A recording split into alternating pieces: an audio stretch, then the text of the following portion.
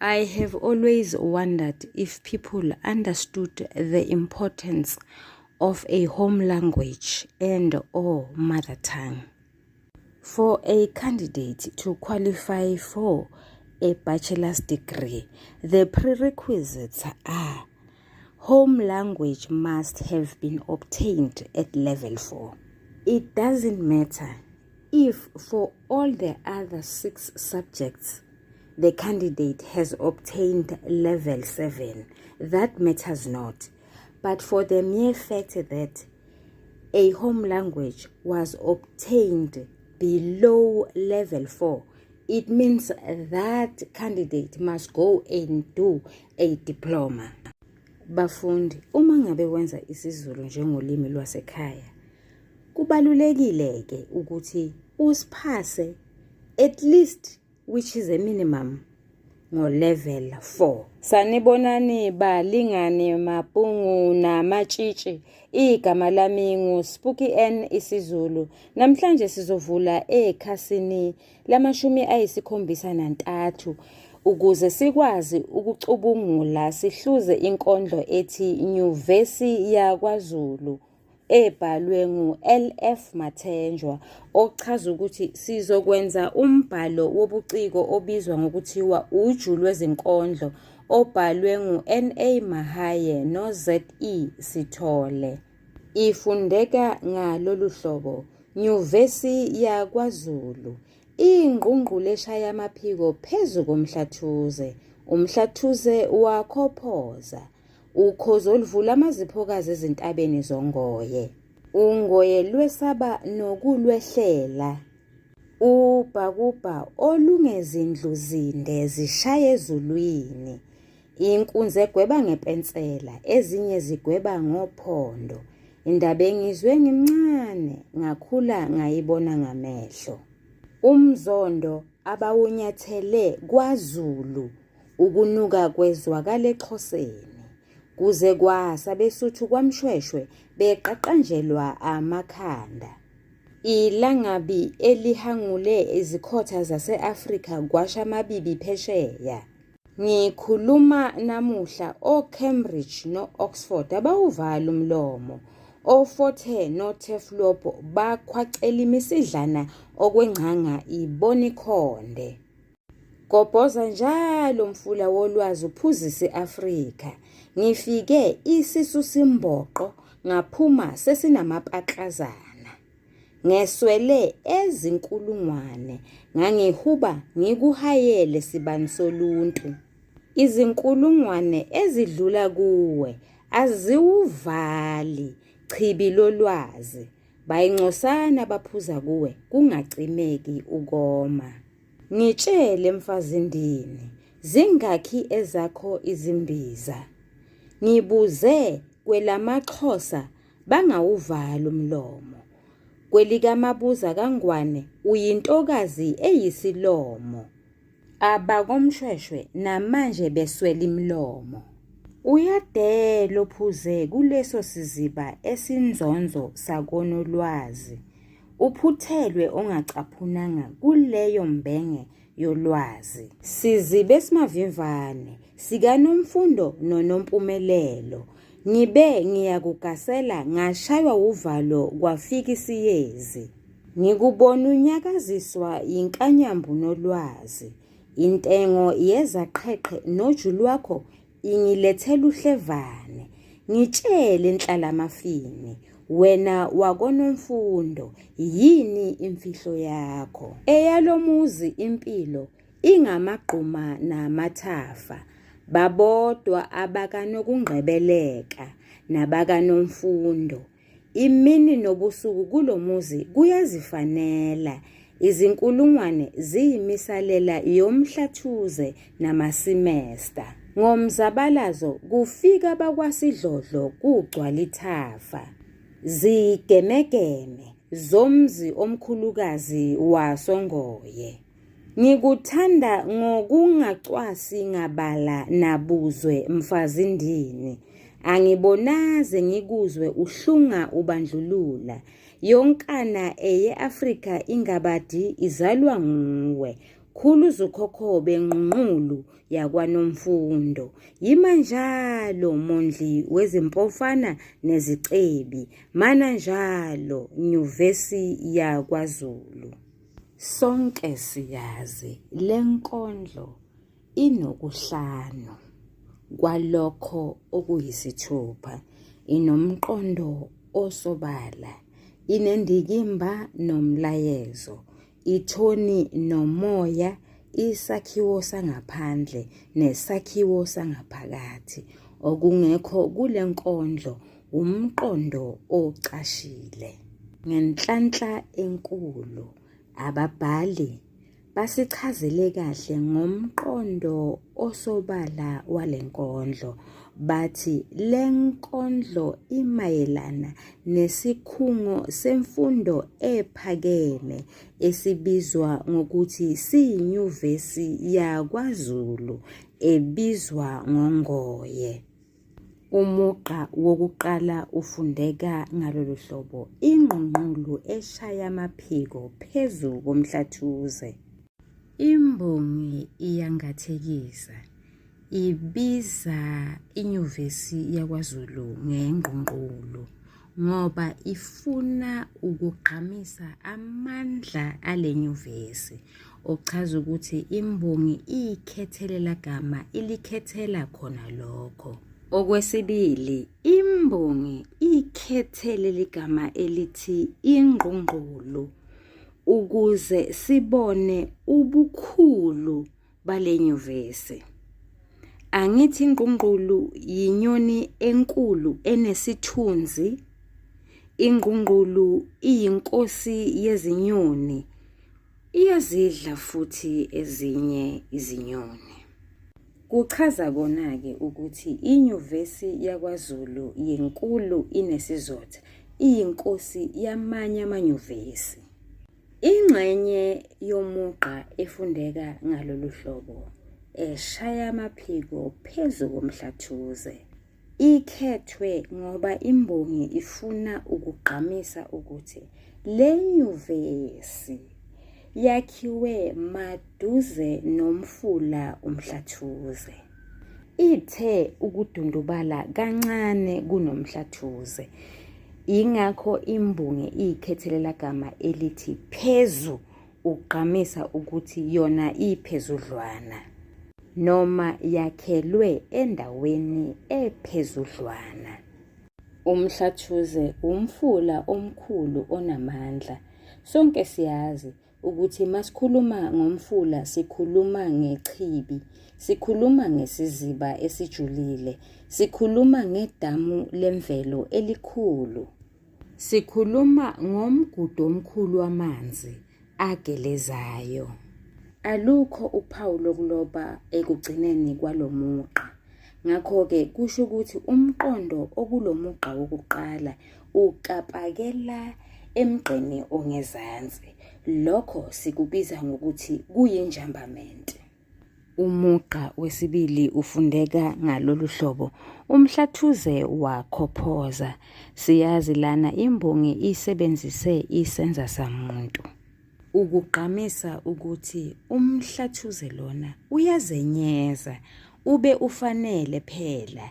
Ingqungqulu yinyoni enhle ngokuyisimanga, ngakho-ke uzenyeza nje umhlathuze ngoba ubuhle bawo bungeqhathaniswe kanye nobuhle benyuvesi yakwaZulu bengqungqulu.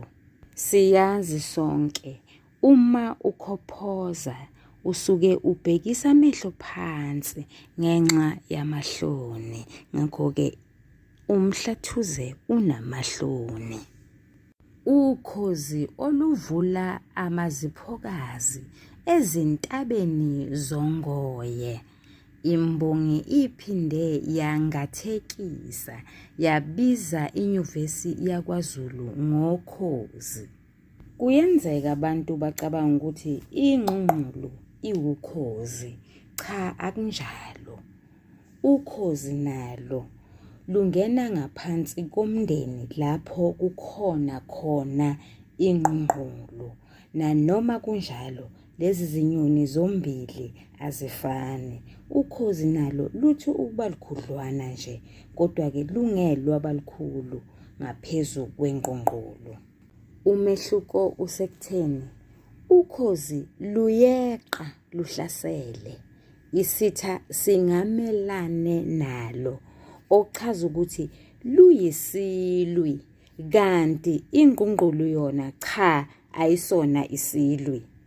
Ingxenye yalo mugqa ethi oluvula amaziphokazi ezintabeni zongoye igqamisa ukuthi le nyuvesi yakhiwe maduze nezintaba endaweni ebizwa ngokuthiwa uNgoye.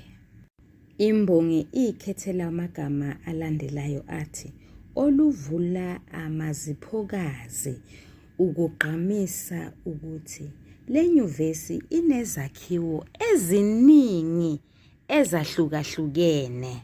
Umugqa wesine ufundeka ngalolu hlobo: uNgoye lwesaba nokulwehlela. Imbongi isebenzise isenza samuntu. Uma sibheka umugqa wesine uncike emgqeni wesithathu, nanoma umugqa wesithathu unophawu lokuloba ekugcineni. Uma sithatha ukubheka kuyabonakala ukuthi ukhozi lolu luhlala le phezulu ezintabeni. Yingakho nje uNgoye luthi uma luzibheka lona lube nokwesaba, lube novalo. Kwazise lungelunge uma lungajamelana nenyuvesi yaKwaZulu ukhozi. Sishilo phambilini ukhozi yinyoni eyisilwi. Imbongi la igqamisa ukuthi kunesigemegeme, kunesigigaba, kunesigameko thizeni esenzeka oNgoye, esenza ukuthi uNgoye lolu lube nokwesaba. Nanoma kunjalo imbongi ayisigagulanga leso sigameko leso. Ngakho-ke angifuni ukwenza ama-assumptions wrong. Umugqa wesihlanu ubhakubha olungezindlu zinde zishaye ezulwini. Siyazi sonke imbongi ikhethelela gama elithi ubhakubha ukuze igqamise ukuthi la ikhuluma ngebhilidikazi. Imbongi isiyathasisela ngenkathi isebenzisa isimo sokukhuluma esibizwa ngehaba. Ithi leli bhilidikazi lide kakhulu, lifinyelela ezulwini. Umugqa wesithupha ufundeka ngalolu hlobo: inkunzi egweba ngepensela, ezinye zigweba ngophondo. Imbongi la iyangathekisa, ibiza inyuvesi yaKwaZulu ngenkunzi. Siyazi sonke inkunzi inamandla, ayihluleki futhi ihlala yodwana esibayeni, ayihlali nezinye izinkunzi. Imbongi ikhethe amagama athi egweba ngepensela ukugqamisa izivivinyo eziba khona kule nyuvesi ukuze abafundi bavivinywe ukuthi ulwazi lwabo lungakanani. Imbongi la yasephela vele ngoba siyazi ukuthi inkunzi yona uma ilwa nenye inkunzi isebenzisa izimpondo zayo. La yasiveza ukuthi inyuvesi uma ivivinya abafundi bayo izitshudeni isebenzisa ipensela. Indaba engizwe ngimncane ngakhula ngayibona ngamehlo. Ngalo mugqa imbongi igqamisa ubudala benyuvesi, isivezela ukuthi le nyuvesi yaba nodumo kusukela kudala. Udumo lwayo lwezwakala imbongi isencane. Mlingani wami nawe mfundi, hlala phansi-ke manje, uthathe iphepha nepensela, ubhale umqondo osobala waleli binza. Usalungiselela ukwenza njalo, ungakhohlwa ukuthi Ngaleli binza lonkana imbongi igqamisa amandla enyuvesi yakwaZulu. Yingakho le nyuvesi ingathekiswa ngezilwane ezinamandla okuyingqongqulu, ukhozi kanye nenkunzi. Ibinza lesibili, umugqa wesishiyagalombili, ufundeka ngalolu hlobo. Umzondo abawunyathele kwaZulu ukunuka kwezwakala eXhoseni. Siyazi sonke umzondo yisinambuzane esinuka kabi ngendlela eyisimanga. Sinuka ngisho sesifile. Ungasithinta nje ngesandla ngephutha, uyozwa nawe izandla zakho zizoba nephunga elibi. Ake siboneke, njengoba imbongi ingathekisa le nyuvesi, iyibiza ngomzondo, okuyisinambuzane esinephunga elibi. Kusho ukuthi imbongi la ayisayincomi le nyuvesi. Sekukhona ekugxekayo, kukhona okungekuhle ngayo, ngoba imbongi ithe inganyathelwa nje emsileni, izindaba, izigemegeme, izigigaba ezenzeka khona zaduma zaze zayofika eXhoseni. Ochaza ukuthi umthelela walezo zigemegeme wahamba waze wayofinyelela lapho kwakhe khona amaXhosa, esingathi nje phecelezi ngesilungu ko-Eastern Cape, Northern and Western Cape. Kule migqa yonke imbongi ayilufakanga uphawu lokuloba ekugcineni kwale migqa, kwaze kwafika emgqeni we-13 lapha imbongi isebenziseke injambamente ukuze umqondo oshiwo umugqa wesishiyagalombili ukapakele emigqeni engezansi. Umugqa wesishiyagalolunye ufundeka ngalolu hlobo. Kuze kwasa abeSuthu kwaMshweshwe beqaqanjelwa amakhanda, ochaza ukuthi lezi zigemegeme azigcinanga kuphela emaXhoseni noma eXhoseni, kodwa zahamba zaze zayofinyelela ebeSuthwini. Singazibuza umbuzo olandelayo. Kungani ukunuka kwalomzondo kuzwakala eXhoseni?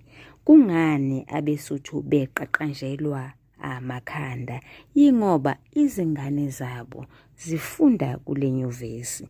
Yizona lezi okuthiwe zigwetshwa ngepensela emgqeni wesi-5. Umugqa we-10 ufundeka ngalolu hlobo. Ilangabi elihangula izikhotha zase-Afrika kwasha amabibi phesheya. Imbongi la ingathekisa le nyuvesi ibiza ngelangabi. Ilangabi alidlali phela. Umlilo unamandla. Umlilo uyashisa. Amandla okuvutha kwalomlilo lo owungoye noma osuka enyuvesi ungoye agcine afinyelela nalapho kunamabibi khona. Siyalazi sonke ibibi isikhotha esingakashi endaweni eshisiwe. Kusho ukuthi lo mlilo lo wawushisa noma kwasani.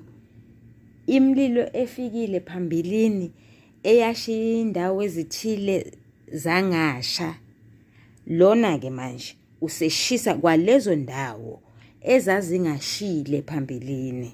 Imbongi ikhethelela gama elithi phesheya ukugqamisa ukuthi ayisakhulumi ngamazwe atholakala eAfrika kuphela, isikhuluma ngamazwe angale phesheya kwezilwandle. Umugqa we-11 ufundeka ngalolu hlobo. Ngikhuluma namuhla oCambridge no-Oxford abawuvala umlomo. Siyazi sonke Lamanyuvesi womabili okhulunywa ngawo kulo mugqa atholakala eNgilandi. Ngizofunda umugqa we-12 nowe-13 kanye kanye.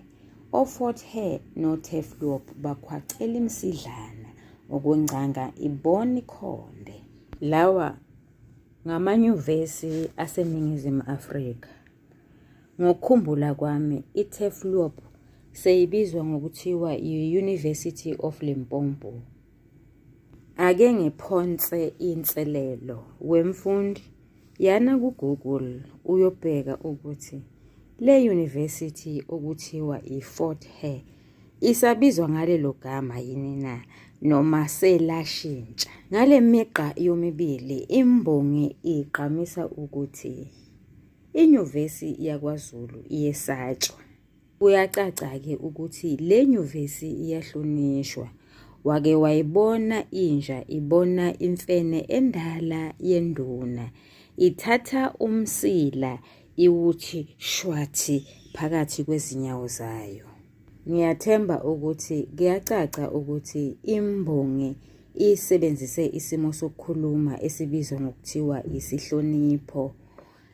Yakhetha igama elithi okwengcanga esikhundleni segama elithi okwenja. Yaphinde futhi yasebenzisa isimo sokukhuluma esibizwa ngokuthiwa isifaniso egameni elithi okwengcanga. Ngiyathemba futhi ukuthi abafundi bayabona ukuthi ebinzeni lokuqala imbongi ibincoma, ebinzeni lesibili imbongi iyagxeka. Nalapha kuleli binza imbongi ibingathekisa. Sibone ibiza inyuvesi yakwaZulu ngomzondo, sibonile futhi ibiza ngelangabi. Sesiyabona ukuthi abasethayo uma bangake badlalele kule nkondlo le babuze ngemifanekiso omqondo, impela uCilo uyobe ezishaye endukwini, ngoba abafundi la angeke baxoxe kuphela ngezinzwa okuyimifanekiso omqondo ebonakalayo, ethintekayo, ehogelekayo, ezwakalayo, nethintekayo. Kodwa-ke ophendulayo useyothinta phela nezithombe magama, ngoba izithombe magama nazo ziyimifanekiso omqondo, ikakhulukazi lezi zifenqo ezine. Sikhuluma ngani? Sikhuluma ngesingathekiso, isenza samuntu, isihlonipho, sikhuluma ngesifaniso. Mlingani wami nawe mfundi, hlala phansi-ke manje uxoxe ngomqondo osobala waleli binza. Ibinza lesithathu, umugqa we-14 ufundeka ngalolu hlobo. Gobhoza njalo mfula wolwazi, uphuzise Afrika. Imbongi iyangathekisa, ibiza inyuvesi yakwaZulu ngomfula. Siyazi-ke sonke uma umfula uyalelwe ukuthi ugobhoze, yingoba vele ugeleza, okuchaza ukuthi lamanzi ayalelwa ukuba abheke ezansi. Phela bese shilo ukuthi le nyuvesi yakhiwe endaweni engumqansa, ithe nje ukuba phezudlwana. Siyabona sonke inyuvesi yakwaZulu iyalelwe ukuba iphuzise iAfrika, okuchaza ukuthi ifinyelele nakwamanye amazwe ase-Afrika. Umugqa we-15, ngifike isisu semboqo ngaphuma sesinamapatlazana. Imbongi igqamisa ukuthi ngenkathi ifika kule nyuvesi yakwaZulu ibingenalo ulwazi, kodwa manje isuthiswe ulwazi olunzulu. Umugqa we-16, ngeswele ezinkulungwane, ngangihuba ngikuhayele sibani soluntu. Imbongi iyangathekisa, ibiza inyuvesi yakwaZulu ngesibane. Lapha imbongi ithi yeswele amazwi okubonga. Izinkulungwane ezidlula kuwe aziwuvali chibi lolwazi, Imbongi iyangathekisa ibiza iNyuvesi yakwaZulu ngechibi. Siyazi ukuthi ichibi umfula, ithantala lamanzi. Imbongi ikhethe igama elithi aziwuvali ukugqamisa ukuthi le nyuvesi ingundabamlonyeni. Umugqa we-18 ufundeka ngalolu hlobo. Bayingcosana baphuza kuwe kungagcineki ukoma. Imbongi igqamisa ukuthi likhona idlanzana elithe ngokuya kule nyuvesi labe liphuma inqina kamabuyaze ngoba libuye lilambatha. Umfundi useyazi okulindeleke ngakuye. Makahlale phansi abhale umqondo osobala waleli binza. Ngiyabonga nisale kahle. Soqhubeka ngokuzayo. Niyathandwa. Ningakhohlwa phela. Akhona namanye amashaneli. Ikhona ishaneli ethi isiZulu The Curriculum Breakdown. Kuphinde kube khona neshaneli ethi isiZulu Fal The Chatroom. Uyacelwa subscribe.